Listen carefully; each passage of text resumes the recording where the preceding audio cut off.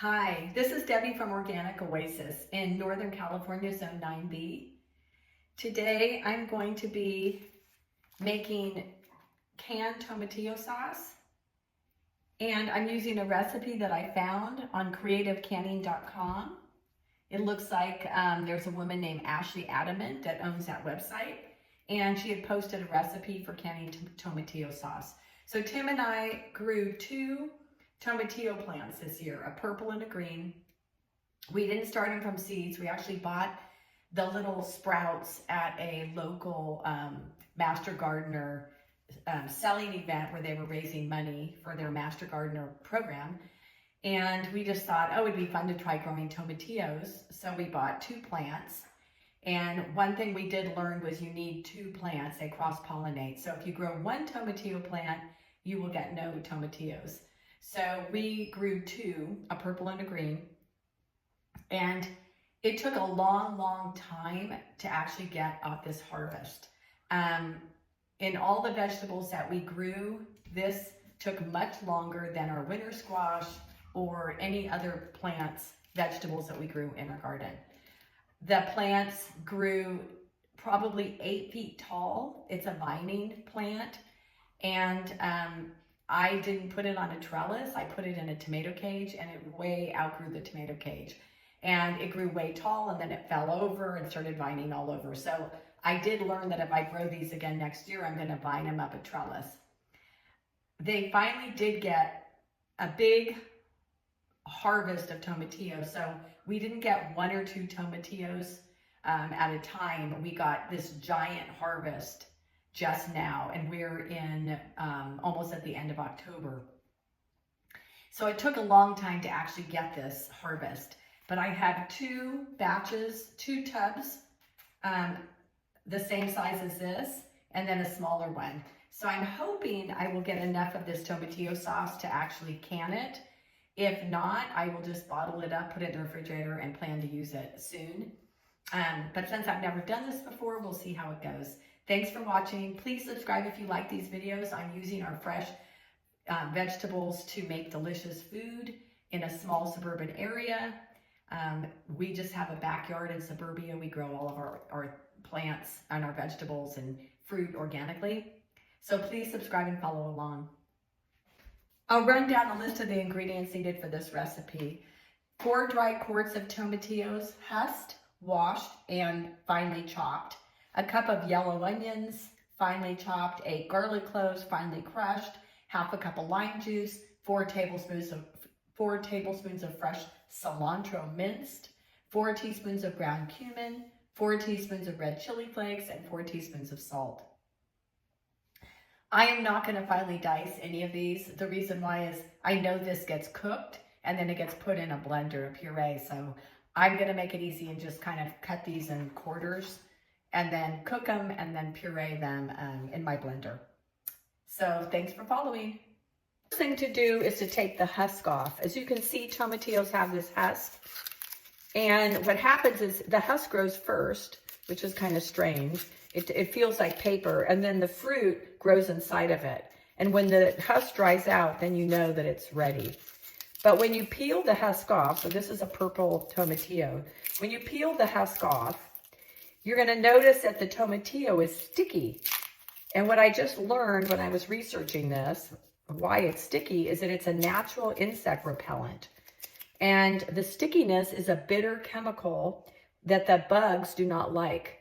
And so they won't eat it, they won't bite it. And so it protects the fruit, which I think is just amazing. But what I have to do now is I have to wash the sticky stuff off. And it gets on your hands and it's really a mess. But I'm gonna try, people have suggested baking soda or soaking in vinegar and then scrubbing them. So that's what I'm gonna do first. I'm gonna take the husk off and then we'll be washing these really well. This is a green one.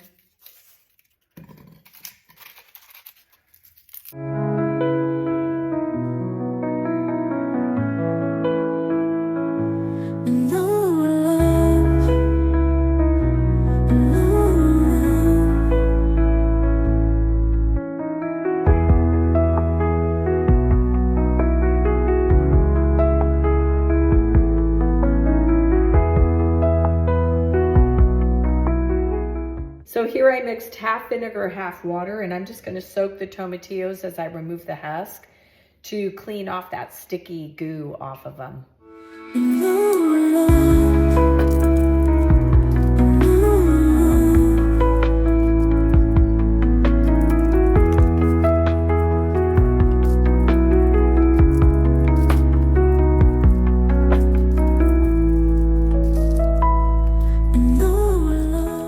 Soak the tomatillos in half vinegar, half water. And then I went ahead and sprinkled some baking powder on them. They're still pretty slimy. So what I'm finding the best thing to do is to take a couple of them this is after soaking them for 20 minutes in vinegar water and then mixing some baking powder in. If I rub them like this, it seems to be getting most of the stuff off. And I'm using warm water, not cold water. The recipe calls for 4 quarts, dry quarts. So I'm gonna go ahead and I'm filling up this quart jar. I'll fill it up 4 times. And then I'll be able to estimate how much of sauce this is gonna make and how much of the other ingredients to put in. But it is quite a job to get the coating off of these tomatillos. However, it's kind of cool that the plant protects itself and there's absolutely no bugs on any of these.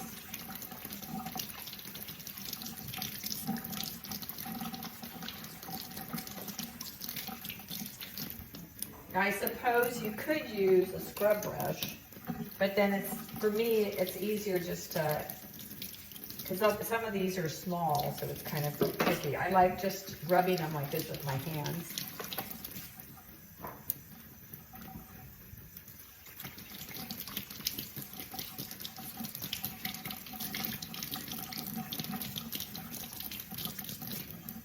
I'm using a lot of water, but the residue, I noticed when I soaked them, the sticky stuff comes off into the water, right? So then the water is filled with the sticky stuff. So this is like, after soaking them, this is like my final rinse.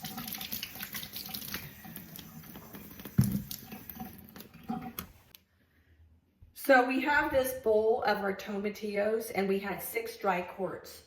And Tomato Tim was in here helping me cut them, which I'm really thankful for. So basically what we're doing is we're just cutting them in half, just like this.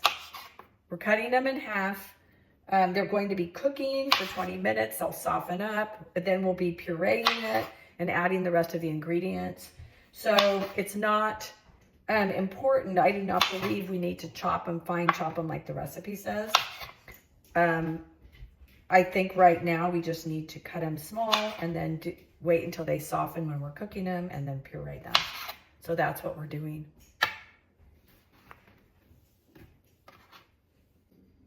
So Tim and I have finished prepping the canning tomatillo sauce. And it looks like we have enough to actually can them. I wasn't sure at the beginning, but it looks like we do. And I wanted to tell you the story behind this. So I love green enchiladas.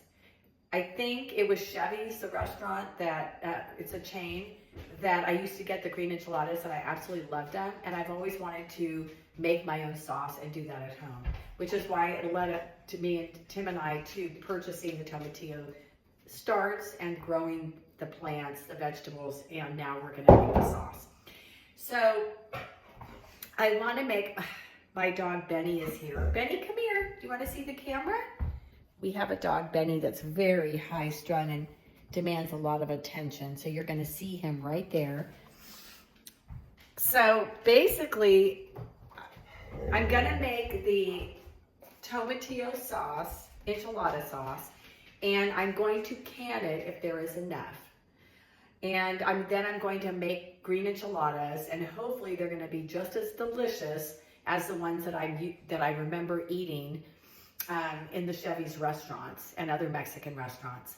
And if that's true, then I'm going to continue growing tomatillos and continue this. But if the sauce doesn't turn out good or the enchiladas don't taste the way I like it, I may not do this again, only because the processing of the tomatillos is really difficult because of the sticky stuff outside of the tomato, on the tomato skins.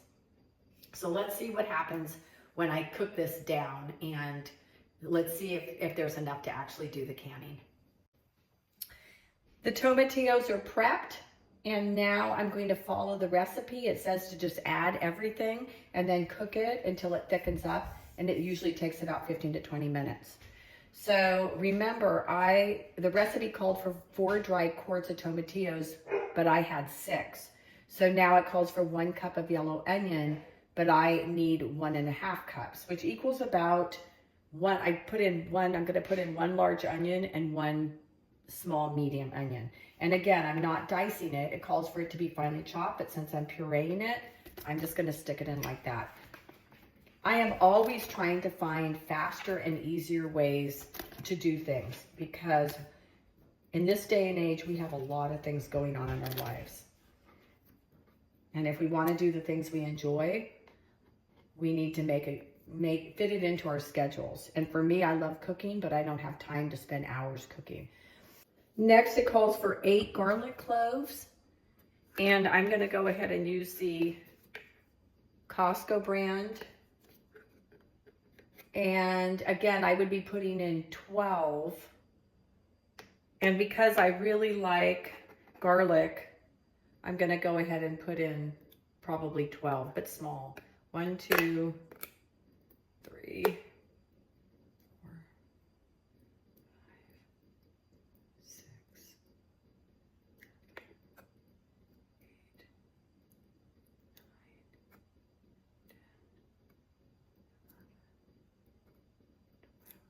10. There we go. Now we're going to, it calls for 1/2 cup of lime juice, and I'm putting in 3/4 cup of lime juice. This is also the reason why we can water bath this and not pressure can it, is because we have a lot of lime juice going in, and the tomatillos are very acidic. They're much more acidic than tomatoes. We know that our tomatoes are getting less acidic as different types of tomatoes are being made. Tomatillos are very acidic, and they're tart and sour. So we can water bath can this recipe, and we don't have to pressure can it. Now it calls for 4 tablespoons of fresh cilantro minced, and we ended up just buying the dehydrated cilantro. So instead of 4 tablespoons, we're going to use half. So it will be 2 tablespoons of dried cilantro instead of 4 tablespoons of fresh.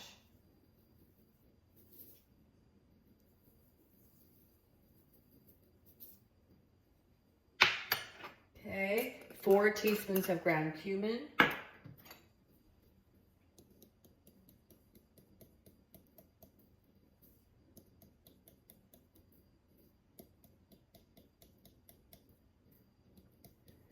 I'm not always exact on my recipes.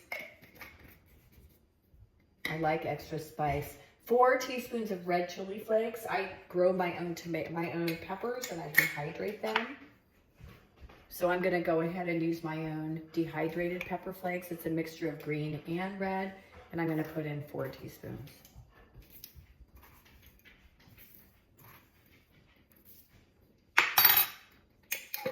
I just realized that because I ended up with 6 quarts of tomatillos, I need to add a little bit of extra cilantro. So I put in 2 tablespoons of dried cilantro. So because I have more tomatillos, I should put in 1 more tablespoon of fresh cilantro. So 3 tablespoons of dried. I'm going to post this recipe on my under my description on my YouTube channel. So you will have the recipe. So you're going to have to modify your ingredients depending on how many tomatillos you have. Okay, so now 4 teaspoons of ground cumin would be 6 teaspoons.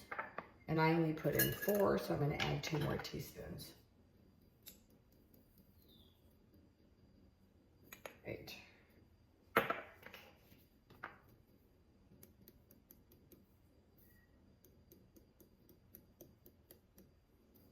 Okay. 4 teaspoons of my red chili flakes. So I need to put in 2 more. Okay. And here's where there's a problem. In the recipe, excuse me, she calls for 4 teaspoons of salt. That's, to me, a lot of salt for this type of recipe. And of course, because I have to modify it, it would be 6 teaspoons of salt. And to me, that's way too much salt for a recipe. So I am going to go with 3 teaspoons. And then I'm going to taste it after I cook it and decide if it needs any more.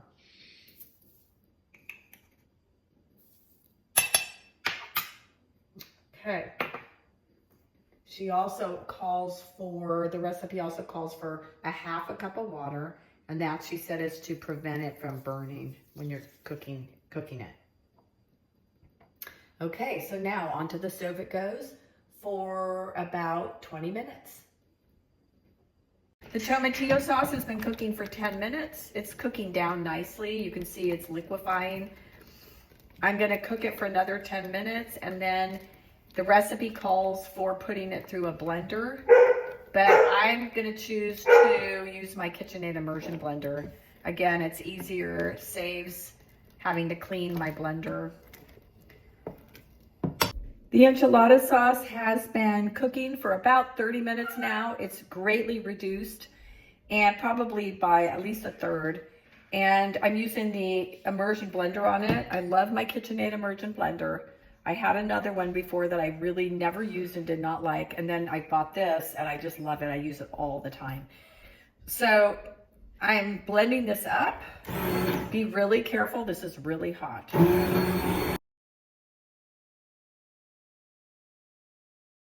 Okay, so I've got the enchilada sauce cooked down, pureed, and ready to can. But first I want to taste it. And let's see if it needs any more salt. Because remember, I didn't put in all the salt it called for. I should have put in 6 teaspoons and I only put in 3. It's really hot, so let me blow on this.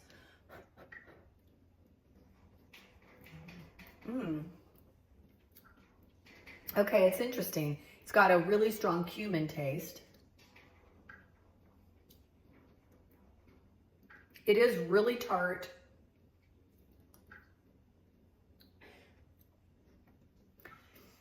It's really tart and tastes like tomatillos, but it does have, I think it's got, to my taste buds, I think it's got too much cumin in it. I put in 6 teaspoons. I would probably cut it in half. To be honest, I would reduce the cumin by half. It's too much cumin. It's kind of overpowering the recipe, but I'm going to go ahead. It is delicious. It just has a really strong cumin flavor. I'm going to go ahead and can this. And then when I make my enchiladas, depending on what kind of meat I put in, I'll probably put in chicken. We'll see how it balances out. But so far, it's pretty good. I have my jars here all sterilized. I've got my pans ready, washed and ready, and I've got my lids sitting in hot water. And now it is time to fill these and can them in a water bath canning. I don't have to add any citric acid or lemon because it already has quite a bit of lime. And again, the tomatillos are very high acid. So with the high acid of the tomatillos and the lime juice, we don't have to worry about botulism or anything like that. Okay, so here we go.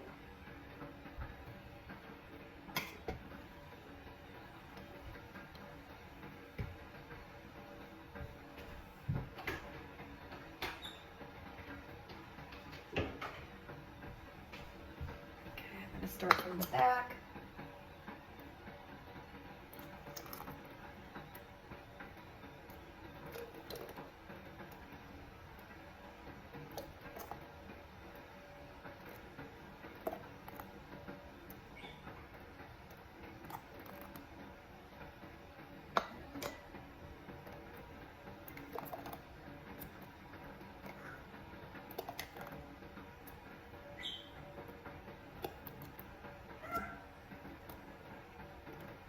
Okay, we want to leave a 1/2 inch of headspace. I've got my 1/2 inch.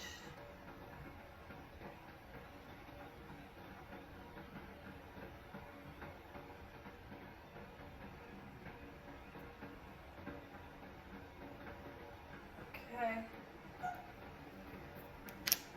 Light the lid.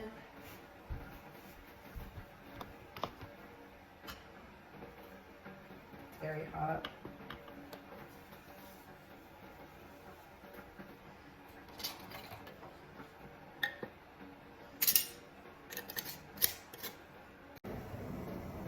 I have all 6 jars in the water bath canner. The water is starting to boil. It's not at a complete boil yet, so I'm going to let it keep going. And once it's at a roaring boil, I will start the 15-minute timer. We're here in Northern California. We're under 1,000 feet in elevation, so the pints will go for 15 minutes. If I was canning quarts, it would be 20 minutes. Enchilada sauce has been in the water bath canner for 15 minutes. I turned off the heat and removed the lid, and now it's just going to sit for 5 minutes before I remove the jars. Well, the enchilada sauce is finished. There's 6 cans here. I've been watching and listening for them to pop. That means that the lid here pops down and it shows it's got a good seal. So every one of these is sealed already, and that's exciting news. It was a really interesting journey, growing tomatillos for the first time, learning about a new fruit. It's also a vegetable. Supposedly it's a culinary vegetable, but botanically it's a fruit. I'm learning so much about this. I love learning about new things. I always try to grow something new every year. So tomatillos was one of my new adventures. I love enchilada sauce. I've never tried this enchilada sauce. I'm hoping it's going to be delicious. When I tasted it, it did taste delicious. It does have a little bit of a cumin flavor, but I think it will tone down, especially from being water bath canned and then sitting on the shelf. The flavor will change a little bit. Once I mix it with other ingredients and cook with it, it will also change. So I'm really optimistic that it's going to be just as delicious in the cooked dishes that I cook with it. Thank you for following along with me on this journey. And I love growing produce. I love growing fruits, vegetable, herbs, even flowers. I love just gardening. It's really a passion of mine. Tomato Tim loves growing his tomatoes. We love sharing what we're doing in the garden, and I was a teacher, an elementary school teacher. I'm retired now, but I love teaching and showing you, my audience, new ways of doing things, whether it's growing something different for the first time, using a new method of growing. If you've never grown in a grow bag, trying that, and also trying new vegetables and fruits that you've never used before, and then experimenting with cooking with them. So thanks for following along. Please subscribe and join Tim and I on our journey.